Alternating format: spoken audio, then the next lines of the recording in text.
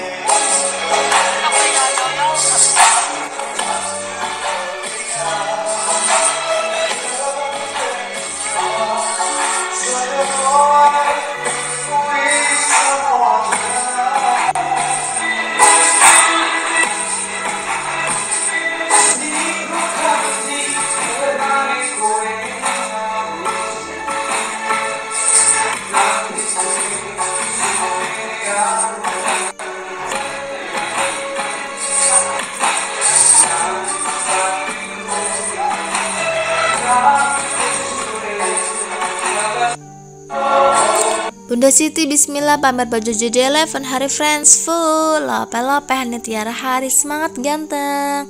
Aika Jazz 82 sayang mohon arahkan ke YouTube-nya, jangan up dulu. Sebuah kasus aneh pernah terjadi di Korea di mana seorang wanita 63 tahun menjadi hamil setelah tersuntik cumi-cumi yang menjadi menu makanannya. Hamilnya di mulut lagi dan Mimin gak lagi bercanda loh.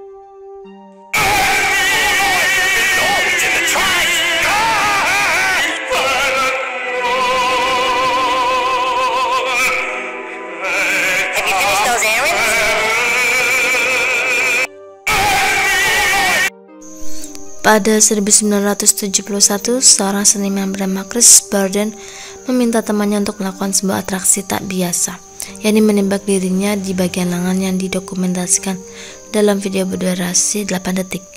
Karyanya itu pun dikenal dengan shot yang terinspirasi dari kekerasan dan kebrutalan yang terjadi dalam perang Vietnam masa itu.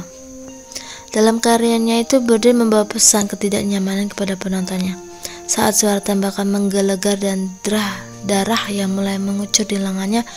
Wajah pucat Burden sempat terdokumentasi dalam karyanya yang dikenal dengan Shoot yang terinspirasi dari kebrutalan perang Vietnam pada saat itu. Penulis Frankenstein, Mary Shelley, menyimpan jantung suaminya yang sudah meninggal dan tetap membawanya kemanapun dia pergi selama hampir 30 tahun.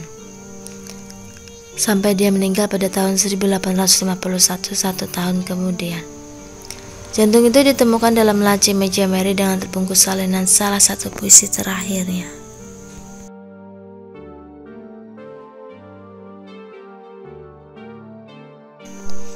Roh punya berat 21 gram menurut Dr. McDougall, yang hasilnya dia peroleh setelah mengamati dan tetap menimbang berat pasiennya yang sekarat hingga si pasien menemui ajalnya. Kesimpulannya, sebelum dan sesudah pasien meninggal, massa tubuh berkurang sebanyak 21 gram.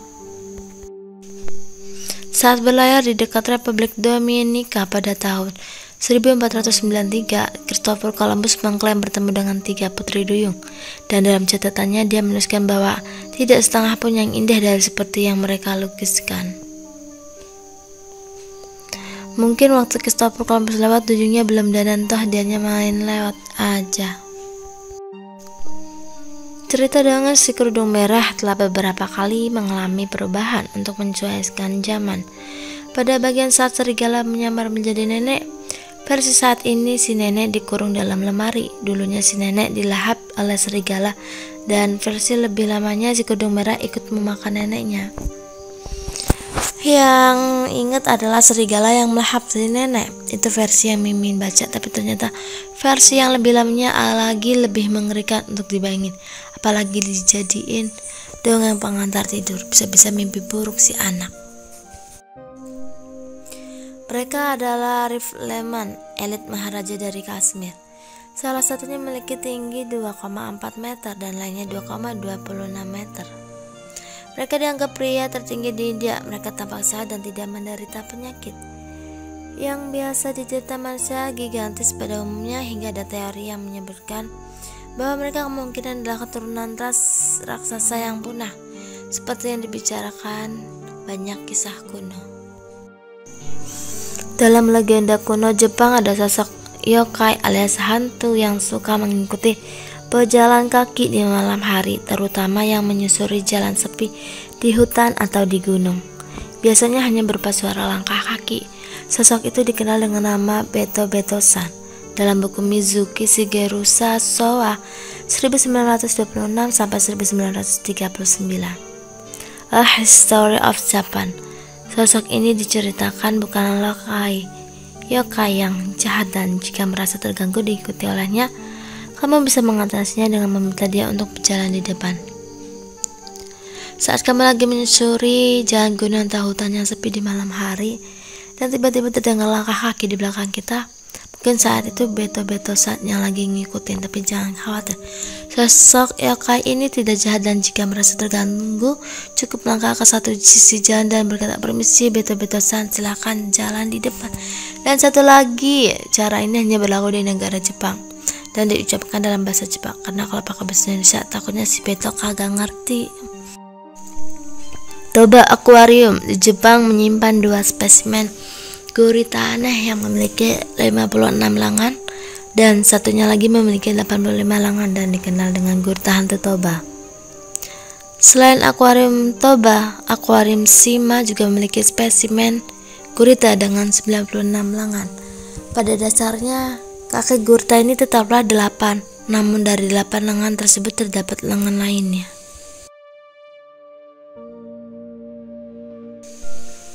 Menentang sampai akhir tanpa terlihat rasa takut di wajahnya, seorang pemuda komunis Jerman dieksekusi di Munich, Jerman 1919. Ini diyakini sebagai foto paling awal dari darat, 15 menit setelah bom nuklir dijatuhkan di Nagasaki. Dampak hancurannya begitu luar biasa sehingga tidak terhitung beberapa banyak orang yang tewas saat itu. Setiap manusia dianugerahi satu kekuatan besar dalam dirinya, yaitu pikiran. Kabar baiknya adalah setiap manusia memilikinya, dan kabar buruknya adalah hanya sebagian manusia yang mampu memanfaatkannya. Rasa benci itu datang dari mereka yang tidak bahagia, karena mereka yang bahagia tidak mungkin bisa untuk membenci. Adakah yang pernah menanyakan dari mana rasa benci itu berasal? Ya, Mimin mendapat sedikit hal yang menarik di sini, di mana katanya kebencian itu berasal dari mereka yang tidak bahagia. Bagaimana pendapat kamu? Menurut jurnal berjudul New Elevation Data Triple Estimates of Global Vulnerability to Sea Level Rise and Coastal Flooding yang terbit pada 29 Oktober 2019 memprediksikan ibu kota Jakarta akan tenggelam pada 2050 mendatang. 30 tahun lagi, siap-siap cari tempat pindah. Sebelah kiri adalah peta karya Leonardo da Vinci dan sebelah kanan adalah peta dari Google Map. Pertanyaannya adalah bagaimana Da Vinci bisa menggambar peta sedetail itu di tahun 1502. Da Vinci mendapat tugas membuat sebuah peta oleh politisi Italia terkenal Cesare Borgia pada 1502 untuk membantu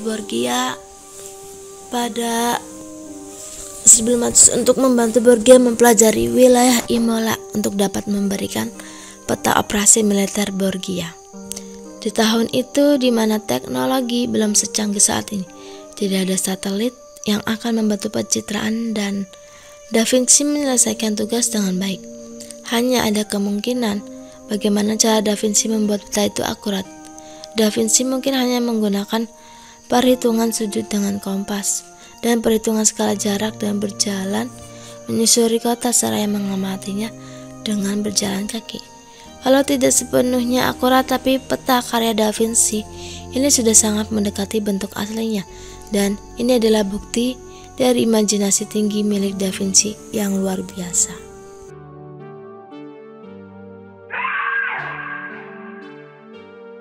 Jangan lupa like, subscribe, dan komen ya.